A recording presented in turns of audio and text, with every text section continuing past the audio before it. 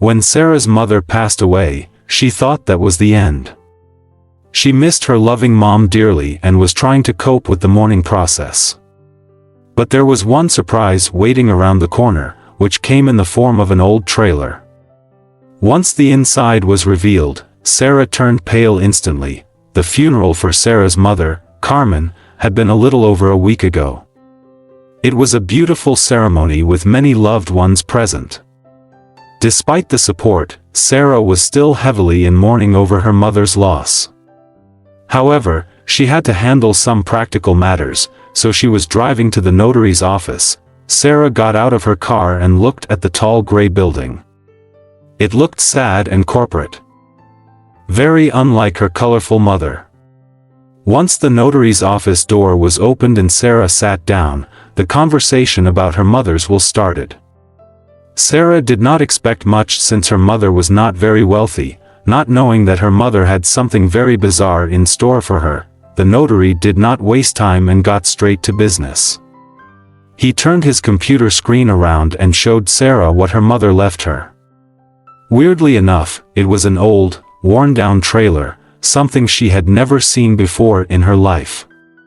The notary reached into the envelope containing Carmen's will and pulled out a note and a key. The address she had to go to was on the paper, and the key belonged to the trailer. "That's the only thing in here," the notary stated. "This is so weird. Why would Mom leave me this?" Sarah had no choice but to take the key from the notary and drive to the address written on the piece of paper. It was her mom's handwriting, there was no mistake about it. After about an hour's drive through the middle of nowhere, Sarah saw the old, rusty trailer in the distance. She parked her car and stood before the worn motor home, scratching her head. She had never heard her mother mention the trailer once. Why was it so important now? It was not like it was livable, it was barely able to stand up straight. Sarah searched for the keys and placed the key in the keyhole. With a smooth turn, the door to this mysterious mobile home was opened. What does she want to show me? Sarah spoke aloud as she entered the trailer. At first glance, there was nothing special about the place. She saw some old furniture and some pots and pans inside the cupboards, but they were rustier than the trailer they were in. "Mom, why am I getting this? What do I do with it? This thing is ready to be demolished," she muttered. Unbeknownst to Sarah, this trailer held a huge surprise. She walked around the trailer, lifting old canisters of food and knocking on rotten pieces of wood. Suddenly, a weird sound came from beneath the floorboards under her feet. "What is that?" she said as she crouched down to take a better look. Sarah squinted her eyes at the floorboard. It was a bit out of place, seeming newer than the rest, as if it had been installed during a later renovation.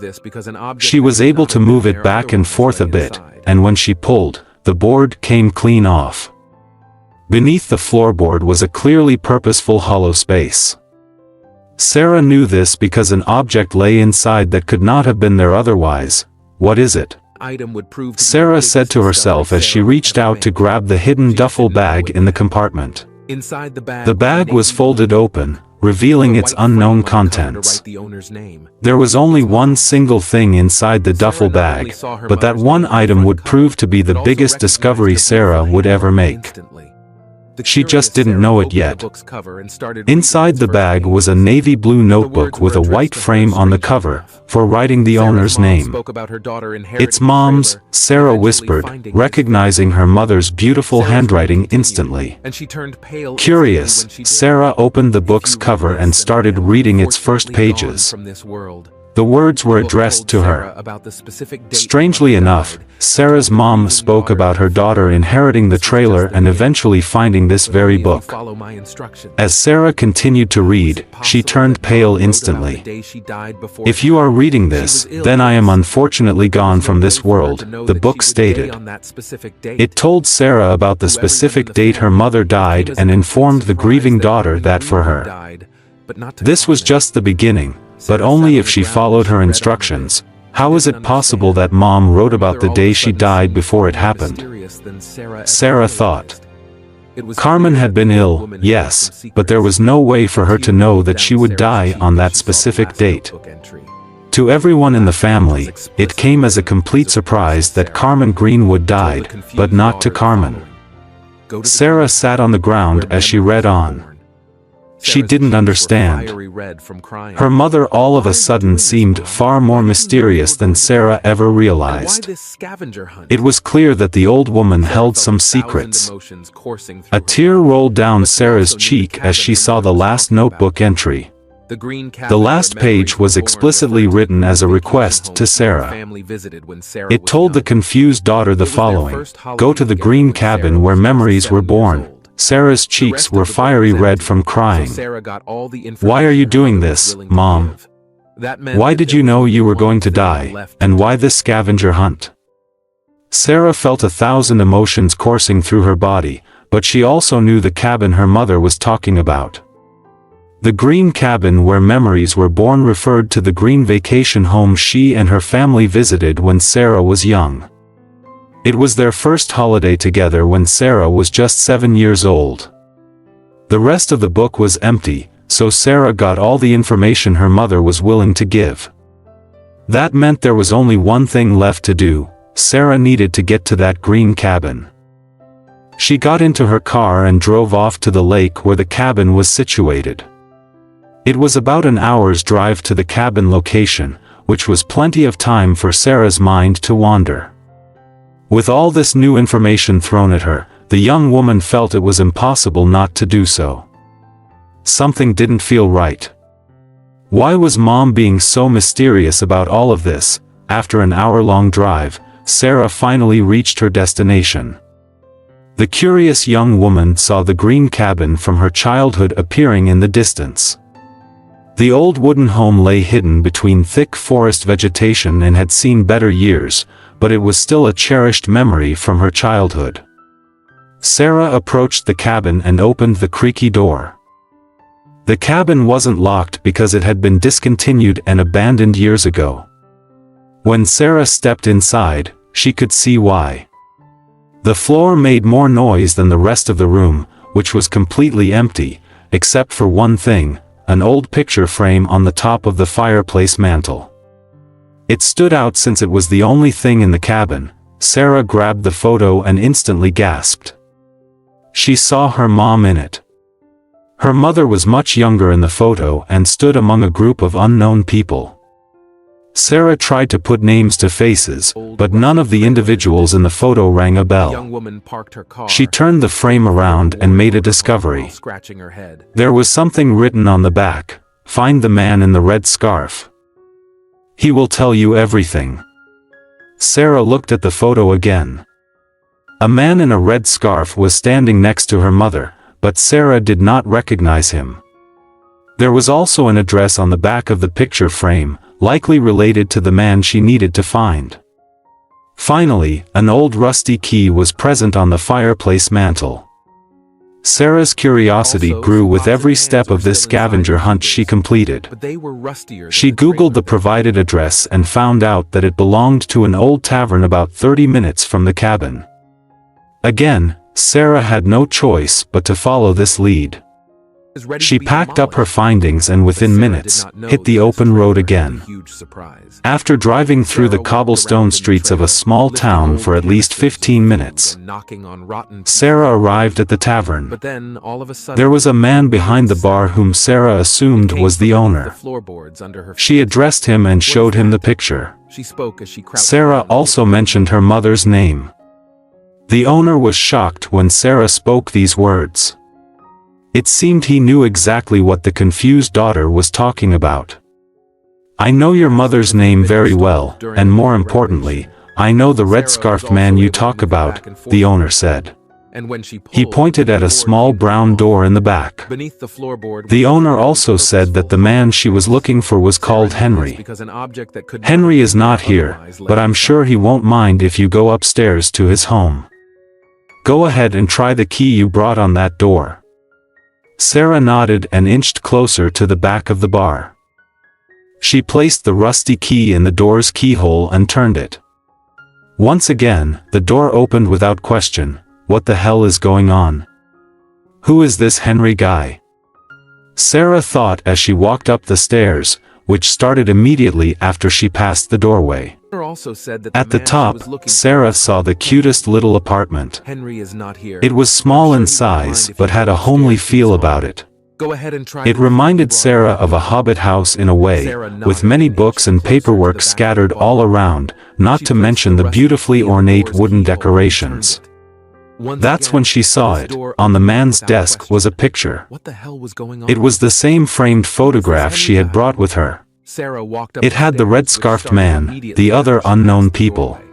And in the center, her mother. What is going on? Sarah's mind started to race. Her thoughts were suddenly interrupted by a startling noise behind her. Sarah turned around and suddenly stood face to face with the man she was looking for. It was Henry, and he was standing in the doorway to the stairs below, which meant no escape. Sarah almost dropped her framed photo out of fright, but Henry caught it before it met the ground. The old man held the photo close and sobbed when he looked at it.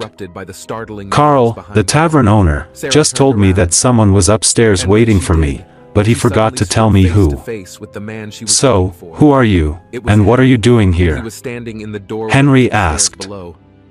Sarah was still in shock, but after a few deep breaths, she said her first and last name. Immediately after her words stopped, the man's eyes filled with tears. Is it you? Is it really you? Oh my God. Henry walked up to the confused Sarah and hugged her intensely. Then he simply stared at her for the longest time. Sarah froze for a second after the man's hug, but then asked Henry to tell her more about himself. Her mom wanted her to find him, but she had no idea why. Henry invited Sarah to sit down because what he would say next would be difficult to hear. My name is Henry Carpenter, and I am your biological father, Henry confessed. Sarah turned pale instantly after Henry spoke those words. She took a step back out of shock, but shortly afterward, her face turned to anger. Her mother had just passed away, and now this man was suddenly telling lies. What you're telling me can't be true. Sarah's parents were separated, and she did speak with her father very little, even though he was at the funeral. But for all she knew, that man was in fact her father. Henry denied this and said he could explain with a story of how he and Sarah's mother met. We got to know each other years before you were born. Your mother and I were walking separately to a holy place called Camino de Santiago. It was a wonderful journey, and at the end, I met your mother, who had just finished the walk herself. The picture you saw was at that finish line. We hung out a bit afterward and found out we had much in common, so we kept in touch. One thing led to another, and we quickly found love. Unfortunately for us, your mother was already married to your father at that point. Even though their relationship was already rocky back then, their hard times and the fact that he was often away for work opened the door for our love. About a year later, you were born. I wanted to be with Carmen but didn't want to force anything. In the end, she chose to stay with her husband, not out of love, but out of fear of what he might do if he found out. Your father was a dominant man who also happened to be extremely jealous. So, to keep herself and the baby inside her belly safe, Carmen chose to keep the relationship a secret and tell her husband that the baby was his. I was asked to stay away so she could try and live a normal life, and I respected her wishes. Years later, I heard that your mother did eventually separate from that horrible man. Sarah nodded and told Henry they never had a great bond after that. They always fought, even when Carmen got sick. Sarah slowly started to believe Henry's story. She couldn't fault anything he was saying. She wanted to know more and pulled out the notebook her mom left her. Mom predicted her death in this book before it happened. Do you know how this is possible? Henry looked at Sarah and nodded. He stated that Sarah's mother knew she did not have long, and in the end, she secretly chose euthanasia. I know this because your mother told me about this just over a month ago when she was up here herself. When she was here, she presented me with this letter and a final message. The message was, "You will understand the exact moment when you will open it when the time arrives." After Henry spoke those words, he looked into Sarah's eyes and stated that this must be that time. They opened the letter together. The letter was indeed addressed to both Henry and Sarah. Sarah's mother talked to both and stated that she was happy that after all these years, her daughter and the love of her life could finally meet. The letter went on to validate Henry's story and spoke of Carmen's endless love for both of them. At the very bottom was a code. With this code, you must go to Capital Bank where you'll find its resolution. Sorry for all this confusion, but I don't want my ex-husband to get any of my money. That's why I chose to plan my death so I could make sure that every step was perfect. Both father and daughter cried, and after that, they drove to the bank together. The code opened a safe that held all of Carmen's money. The vault also held Sarah's official birth certificate, signed by both Carmen and Henry, solidifying this new and exciting family bond. Father and daughter smiled at one another, happy to have found each other, and grateful for the love and foresight of Carmen Greenwood, who had brought them together even from beyond the grave.